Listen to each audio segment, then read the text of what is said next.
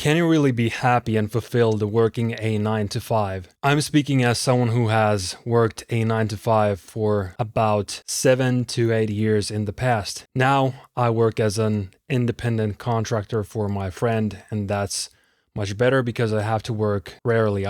Don't have like 40-hour work weeks. But is it possible to live a fulfilling lifestyle while having a 9 to 5 job? Well, the biggest reason you can't be happy in your 9 to 5, in my opinion, and obviously most people will tell this to you, it's not only working on tasks you hate, it goes deeper. It's more of a social thing. So when you're working a 9 to 5, depending on the place, you will meet some nice people, you will meet some fucking stupid assholes. But anyways, you will have this like social environment in your job.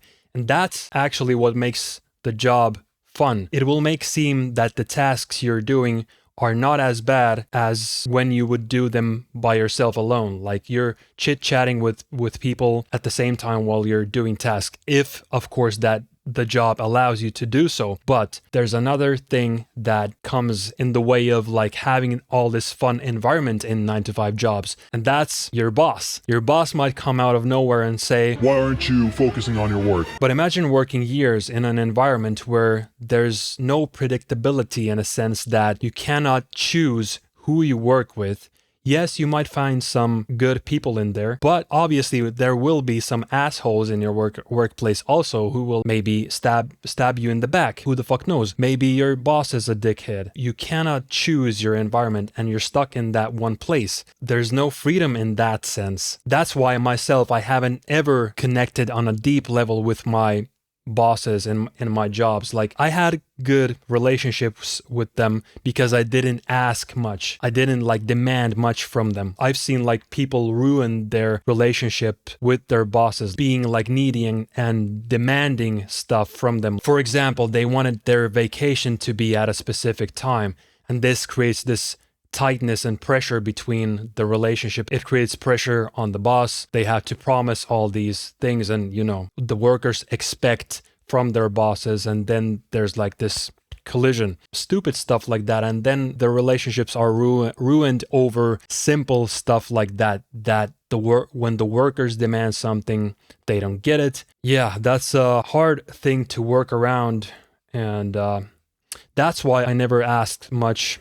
I just earned my money and got out as quick as possible. Of course, the real recognize real. I've met some great people in my past jobs. Don't regret a moment. It's been fun for me, but in the end, I don't want to stay in those kinds of environments. I want to create a life for myself. Most people who I've seen who work a 9 to 5 have developed stupid stress, putting in all their energy and time, working 40 hours plus per week. Then the weekend comes, then they're wasting their time having fun because they have their free time, which they have to use as quickly as possible. And that's what they call freedom. And in my opinion, that's prison, because they're addicted to things that are controlling them during their free time. They're still like addicted to all this entertainment, alcohol, drugs, whatnot. That for me isn't true freedom. And this is where we come to the next phase to talk about the other alternative that is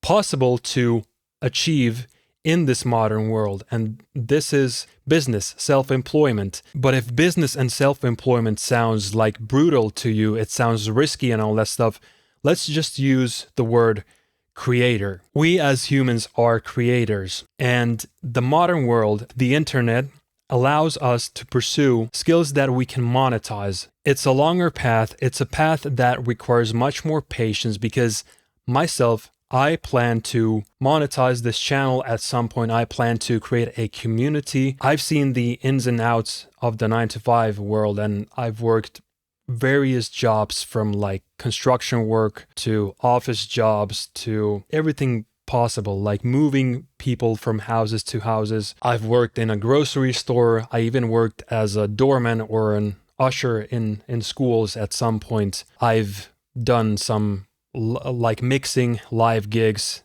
as a side job, all this fucking slavery work in a sense. Like, of course, I've had some creative jobs. I had my own studio in the past where I did my own thing, producing music for my friends, for other clients and stuff like that. That was fulfilling. Of course, I had moments where I hated mixing and producing the music, but in the end, I had the vision of the outcome, and that created purpose for me. And that's what I want to talk about too, is that when you work at a 9 to 5, you're doing the tasks you hate, but you're also doing them for someone else. It's a whole nother story when you're working for yourself and you're doing tasks you sometimes hate. For example, recording this video is fun for me, but then I have to edit and process these videos and stuff like that, and that's a thing I hate. But I have the vision of the end result, so the whole process kind of becomes very fun for me. So doing the stuff you don't like in your own on your own path as a creator, as a self-employed, versus doing the stuff you hate on the conventional path and doing it for someone else, these are things that are different. Because if you develop this self-drive, you'll be much more happier suffering for your own dreams instead of working as a cog in a machine for someone else's dreams. You will hardly even see the results you put into that thing, you know. Here, in this conventional path, you will think, how can I get out as soon as possible? But as a creator, as a self-employed, you will think, how can I make this thing better, even better? How can I invest more into this thing? That's the main difference, is you will be much more fulfilled suffering here than here. Then, of course, on the conventional path in 9 to 5 jobs, there's lack of play. So you don't have this playfulness. You don't have so much humor in that sector, you know. You can find like-minded people here doing your own thing, and you will have so much more fun. For example, when I was producing music in my studio, we had all the boys, the band, come to the studio. We had so much fucking fun. We drank some beer, cracked some jokes, talked about whatever we wanted. Isn't that life? That's what makes life so much more fulfilling. You're doing this, maybe this job you hate, recording is grueling work. Don't get me wrong. It's like you have to be very focused on the recording process and mixing and mastering and stuff like that. But what makes it fun is you don't have a boss who comes and tells you what to do. You can crack jokes in between the takes. You can take a break whenever you want to take a break. You can take a shit whenever you want, you know. It's very free and creative work, and that's what makes you even more creative. And the sessions were 3, 4, 5 hours long, maybe at max, because that's exactly the creative time. That's the period of time when you're the most creative, 5 hours at max. So those are the cons of having your own creative work, creative business. Obviously, it will take much more longer to build wealth instead of working a basic 9 to 5 where you can actually make money quickly. But to that, I'd say you should make money here first in your 9 to 5, and you should save up money to buy more time that then you can put into your own thing. Then when you actually have time to invest into your own thing, you will value that so much more. You will see how your happiness, your productivity, your beliefs shift into the positive side. You know, you will become much more fulfilled. You will become much more positive. That's what I recommend, because I did this mistake. I had money saved up in my 9 to 5. At the same time I played the stock market, I had an opportunity to get away from my 9 to 5 and work on my own thing for years. Now I'm in a position where I can almost do the same, but I have kind of limited time. What I would do is maybe work a couple years in a 9 to 5, live wisely, sacrifice my youth in a sense that don't go out all the time. Don't buy stupid stuff. Don't buy stupid materialistic bullshit that you don't actually need.